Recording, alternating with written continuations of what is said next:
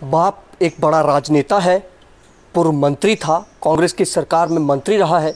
इसीलिए एक आरोपी बेटा, रेप के आरोप जिस पर हैं, जिसने एक नाबालिग लड़की के साथ रेप करने के जिस पर आरोप है, वो खुली हवा में घूम रहा था। नमस्कार, मैं हूं अमित अजरावत और आप देख रहे हैं जम्मू संवाद। आपको बता दें कि एक ऐसा मामला जिसे आप भी चौकन्ने रह जाएंगे कि किस तरह से रसूख पावर का इस्तेमाल करके आप कुछ भी कर सकते हैं। दरअसल मैं बात कर रहा हूं पूर्व मंत्री रहे जम्मू कश्मीर में अब्दुल गनी वकील। उनके बेटे पर एक नाबालिग से रेप करने के आरोप हैं, लेकिन वो अपने पिता का रसूख इस्तेमाल करके करीब 6 साल बाहर घूमता रहा। पुलिस पर भी सवाल खड़े हो रहे हैं, आखिर पुलिस क्या कर रही थी इन 6 सालों में? क्या वजह थी कि इस मामले को बिल्कुल दबा दिया गया? किसी ने उस नाबालिग बच्ची की जो है उसके दर्द को नहीं समझा, उसके परिवार के दर्द को नहीं समझा।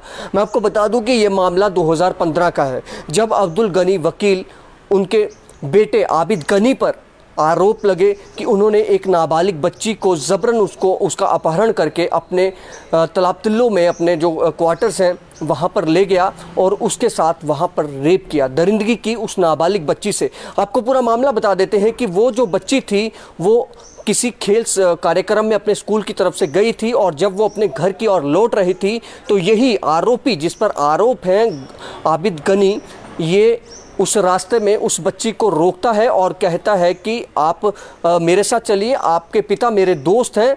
और ये अपने एक दोस्त के साथ उस 2015 में पुलिस रिपोर्ट के मुताबिक जो है उस वक्त ये बच्ची जो है 7वीं कक्षा में पढ़ती थी। आप हिसाब लगाइए कि एक 7वीं कक्षा की बच्ची के साथ ऐसी हैवानियत, ऐसे रसूखदार ने की। ये जो मंत्री रहे अब्दुल गनी वकील, 2006 और 8 के बीच ये जब गुलाम नबी आज़ाद साहब यहाँ पर चीफ मिनिस्टर थे, उनकी सरकार के दौरान ये मंत्री थे और पिता एक रसूखदार नेता हैं। आजकल वो कांग्रेस छोड़ गए हैं और किसी पार्टी में हैं।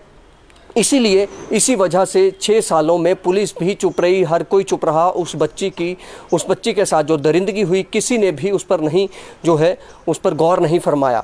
आप हिसाब लगाइए कि कितना रसूख है, कितने पावरफुल लोग हैं ये, कि किस तरह से अपने बाप के जो उसका रसूख है, उसकी राजनीति में जो उसकी पैठ है, उसका इस्तेमाल करके ये आज़ाद घूमता रहा। यही नहीं, अब पुलिस ने इसके खिलाफ चालान पेश किया है। आपको बता दें 6 सालों के बाद 2015 का ये मामला है, अब जाकर पुलिस ने इसके खिलाफ, इस आरोपी आबिद गनी के खिलाफ जिस पर बलात्कार के आरोप हैं, उसको गिरफ्तार किया जून 5 को। जो रिपोर्ट्स के मुताबिक कश्मीर के सोपोर से, जहां का ये रहने वाला है, जहां इसका सही घर है, वहां से इसको पुलिस ने दबोचा और चालान जो है कल ही इसके खिलाफ जो है कोर्ट में चालान पेश किया है।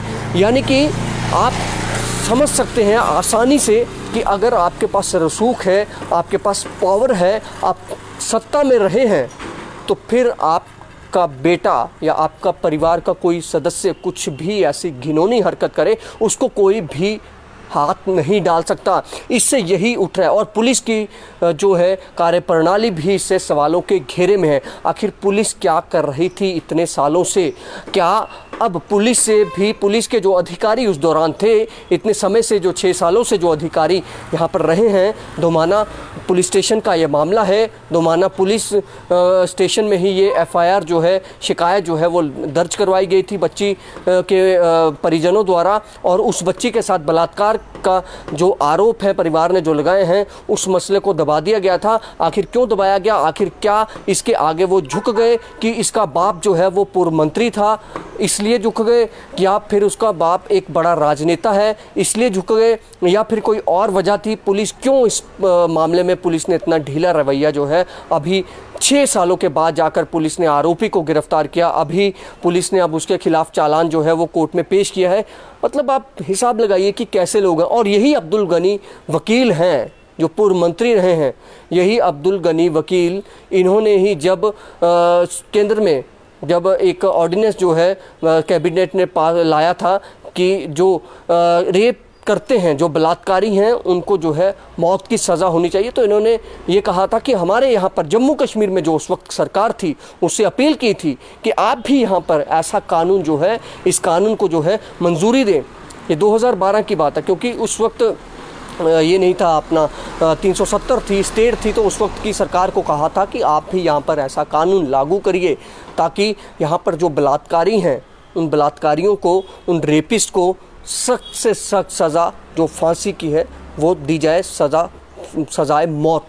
लेकिन अपने बेटे ने 2015 में जब एक उस पर आरोप लगते हैं और उस पर बिल्कुल चुप्पी साधे हुए थे, ये भी बिल्कुल नहीं बोले कि मेरे बेटे पर आरोप हैं तो मैं खुद इसके खिलाफ सामने आऊँ, क्योंकि रेपिस्ट जो लोग हैं, ऐसे लोगों की हमारे समाज में लोग कहते हैं, लोगों का हम देखते हैं कि जब जब ऐसी घिनौनी हरकत सामने आती है तो उनके लिए लोगों की जो प्रतिक्रिया होती है वो यही होती है कि ऐसे लोगों को हमारे समाज में, ऐसे दरिंदों को हमारे समाज में कोई जगह नहीं होनी चाहिए, ऐसे लोगों को सीधे फांसी दी जानी चाहिए। किस तरह से हमने देखा था हैदराबाद में, किस तरह से एनकाउंटर में 3 से 4 आरोपी जो बलात्कार के, जिन पर आरोप थे, कितना जघन्य अपराध उन्होंने किया था, एक युवती के साथ किस तरह से बलात्कार किया था और ब्रूटल रेप था वो।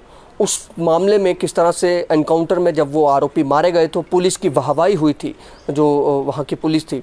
तो आपको बता दें कि ये जो अब्दुल गनी वकील जो पूर्व मंत्री थे, कांग्रेस सरकार में रहे थे, उनका बेटा आबिद गनी, इसके खिलाफ जब पुलिस ने चालान पेश किया, पुलिस की वो रिपोर्ट में, उस रिपोर्ट में ये भी कहा गया है कि बेंगलुरु में भी इस आबिद गनी, आरोपी आबिद गनी ने, जिस पर बलात्कार के आरोप हैं, इस आबिद गनी ने 200 लड़कियों से छेड़छाड़ की है।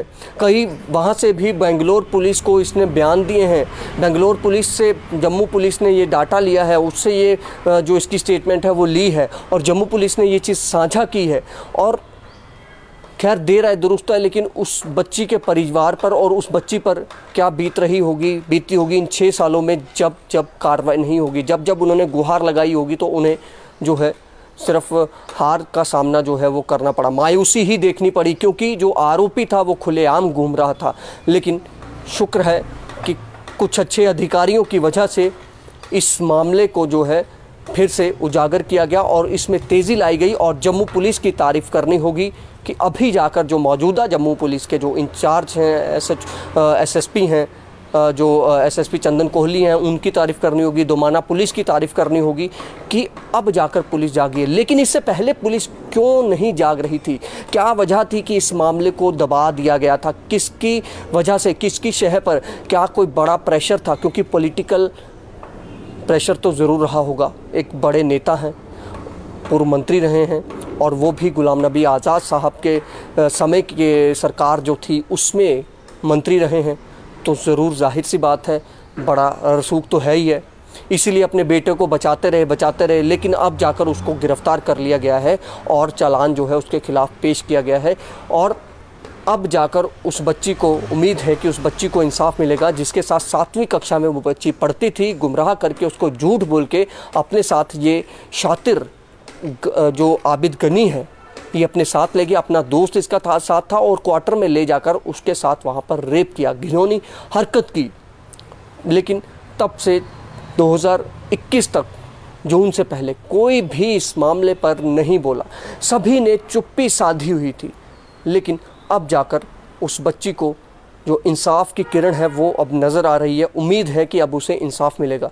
लेकिन आप समझ सकते हैं कि कितना रसूख है ऐसे लोगों के पास कि अगर आप मंत्री रहे हैं, आप राजनेता हैं, जम्मू कश्मीर में राजनीति में आपका एक नाम है, तो आपका परिजन, आपका बेटा कुछ भी क्राइम कर दे, रेप जैसे क्राइम कर दे, जिन पर रेप के आरोप हैं, ये आरोप हैं उस पर, तो ऐसे लोग किस तरह से खुली हवा में घूमते हैं। और पुलिस हो, चाहे कोई भी बड़े बड़े लोग हों, कोई भी बड़े बड़े नेता हों, कोई भी इसके खिलाफ नहीं बोलता है, कोई भी इस पर कार्रवाई नहीं करता है। खैर, अब आपको बता दें कि अब्दुल गनी वकील जो हैं, कांग्रेस की सरकार में मंत्री रहे हैं जम्मू कश्मीर में, और उनके बेटे पर ये आरोप हैं, उन्होंने एक नाबालिग के साथ बलात्कार किया और उसे हिरासत में जून 5 को सोपोर से पुलिस ने दबिश देकर गिरफ्तार किया है और उसके खिलाफ कोर्ट में चालान पेश कर दिया है। अब आगे देखते हैं कि कोर्ट की कार्रवाई में होता क्या है। फिलहाल अब देखते रहें JK संवाद। नमस्कार।